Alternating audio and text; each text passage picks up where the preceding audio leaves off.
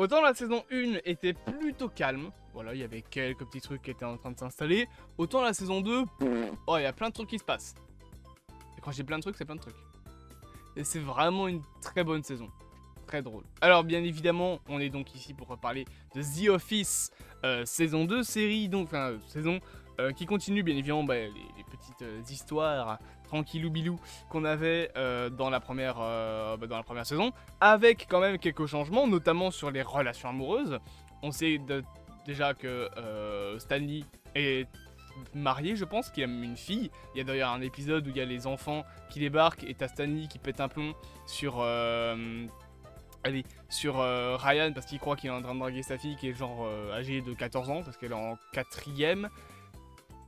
Alors le système américain est inversé, donc la 4ème c'est la 2ème je crois, je ne sais plus. En même temps je n'ai jamais posé les pieds dans une école américaine de ma vie, donc voilà. Mais bref, elle est en 4ème, donc ouais, elle doit avoir entre 12 et 14 ans. Plus ou moins. Parce que je pense que c'est aussi l'équivalent de la 2ème ou de la 1ère aux États-Unis.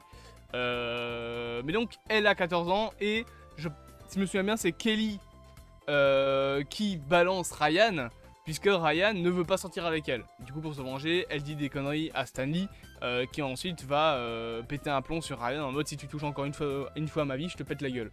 Et bon, Stanley, c'est pas un personnage avec qui t'as vraiment envie de te fâcher. On a aussi une ou deux petites amourettes qui sont en train d'être installées, notamment une amourette à laquelle je ne m'attendais pas, il faut le dire. Dwight et Angela.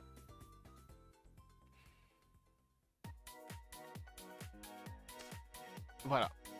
Dwight, le personnage le plus sérieux de l'univers, qui est toujours à réfléchir et qui est un gros casse-couille, sort avec Angela. Et j'aime bien leur relation, je trouve ça marrant. Parce que du coup, ils ont... quand ils sont devant les autres, ils sont normaux, voilà, y a pas de souci. Par contre, tu sens avec les regards caméra, à chaque fois quand Angela regarde Dwight, elle sourit. Il y a d'ailleurs dans le dernier épisode un truc trop marrant, c'était un moment, le dernier épisode ça se passe dans un casino, enfin genre c'est les bas, l'entrepôt des bureaux, oula pardon, il n'y a plus d'image, qui sont utilisés pour faire une soirée casino. Et en gros, durant cette soirée casino, tu as Dwight qui parie, je pense, tout son argent, et il réussit à gagner parce qu'il a fait un 8. Et du coup, il hurle, il est tout content, il embrasse sur la joue Angela. Angela, il fout une énorme claque. Et puis quand elle se retourne pour partir, tu vois qu'elle sourit quand même. Et dès qu'elle voit la caméra, paf, elle arrête de sourire. C'est un peu genre l'amour interdit. Et je trouve ça marrant comme amour. Parce qu'à chaque fois, les deux... ils se cherchent, ils n'arrêtent pas de se sourire. Et dès que des gens les regardent, pouf, il n'y a plus rien. Alors que bon, tout le bureau est au courant qu'il se passe un truc entre les deux, ils sont pas très discrets. Par exemple, anecdote, le truc que je trouve marrant, c'est l'épisode sur la Saint-Valentin. Alors on passera sur le fait que Phyllis, c'est ça, reçoit je ne sais combien de cadeaux. Elle reçoit une boîte de chocolat, 3 bouquets de fleurs, un nounours en peluche qui est aussi grand que la pièce, enfin que les bureaux, je veux dire, il est énorme. D'ailleurs à la fin de l'épisode tu le vois qu'elle essaye de le porter, le truc est 3 fois plus gros qu'elle. Et dans cet épisode, Dwight reçoit un bouquet de fleurs, et pas un petit, et du coup on se dit, ah, il a une copine. On comprend que c'est Angela, et là Dwight arrive auprès de Pam, et en gros il lui dit, je suis dans la merde. Parce que lui il avait pas pensé à ça, il savait pas qu'Angela était matérielle, ou en tout cas qu'elle fêtait la Saint-Valentin, et du coup à la fin de l'épisode, il lui fait un jeu de piste avec une clé. Et c'est une charmante attention. Et ça fait bizarre de voir Dwight avoir des attentions comme ça pour une personne. Alors, personnellement, moi, la Saint-Valentin... Voilà, hein, j'en ai un peu rien à faire. Mais je trouve ça mignon comme manière de créer l'histoire. Et bien évidemment, il y a l'amourette principale de toute la série, Pam et Jim. D'ailleurs, épisode très intéressant, l'épisode de fin. Parce que du coup, dans toute la série... dans toute la saison 2, tu as Pam qui enfin va se marier avec Roy.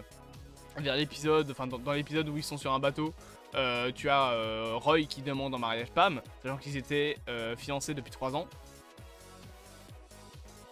Bon, hein, il était temps quoi.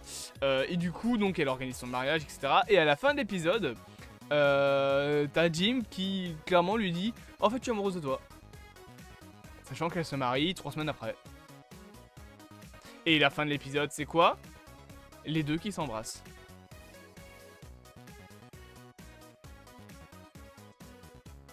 Et j'étais choqué quand j'ai vu ça. Moi, je m'y attendais pas. Parce qu'il y a eu un moment dans un épisode où il y a eu la fuite parce qu'il en a parlé justement sur le bateau. Donc dans l'épisode avec le bateau, il a dit à Michael qui ressentait des sentiments pour Pam. Il a réussi à transformer ça en mode non mais j'avais un crush sur toi à l'époque quand t'es arrivé dans le bureau, mais maintenant il n'y a plus rien. Hein. Maintenant je sortais parce que du coup il s'est séparé de sa copine, donc j'ai oublié le nom là d'ailleurs. C'est pas Kate. Je pense qu'elle s'appelle Katie ou un truc ainsi. Mais donc, il se sépare de cette fille-là. Mais il arrive à tourner ça. Pour qu'au final, à la fin de la série, enfin à la fin de la saison 2, il balance tout tranquille. Tu avais si bien réussi, Jim. Et le pire, c'est qu'en plus, il allait être muté dans une nouvelle organisation. Donc il allait plus voir Pam. Ce qui allait peut-être lui permettre d'oublier ses sentiments. Ça allait peut-être être un nouveau départ. Bref. Il a tout niqué. Et il me semble, si mes souvenirs sont bons, qu'à la saison 3, Roy et Pam ne sont plus ensemble. Quick! Plus de mariage. Voilà. Cette saison 2 était donc vraiment cool. Alors, je vais pas revenir sur tout ce qui est côté mise en scène parce que ça reste le docu-fiction avec les caméras qui sont fixes, un peu tremblantes, voilà, avec les mêmes plans. Et on va pas revenir là-dessus. Les scénarios des épisodes sont tous un petit peu intéressants. Franchement, c'est drôle. C'est une des seules séries anglaises qui, pour le coup, me fait rire autant. Et bien évidemment, je vous le reconseille pour ceux qui veulent se voir la série. Ne la regardez pas en VO. J'ai revu récemment un mème de la saison 5, le fameux No God Please No. Quand t'as Toby qui revient parce qu'il s'est fait virer, enfin tout un bordel dans les saisons 4 à 5.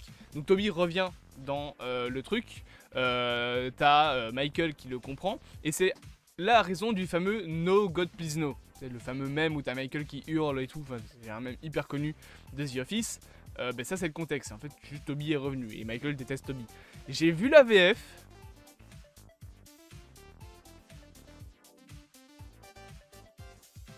Waouh.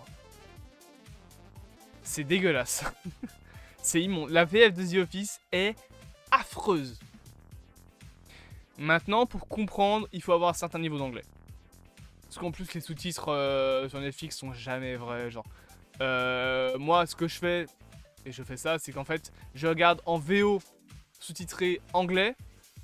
Et quand je comprends pas, je remets en sous-titré français. Je suis un taré mental. Moi, j'aime bien l'anglais.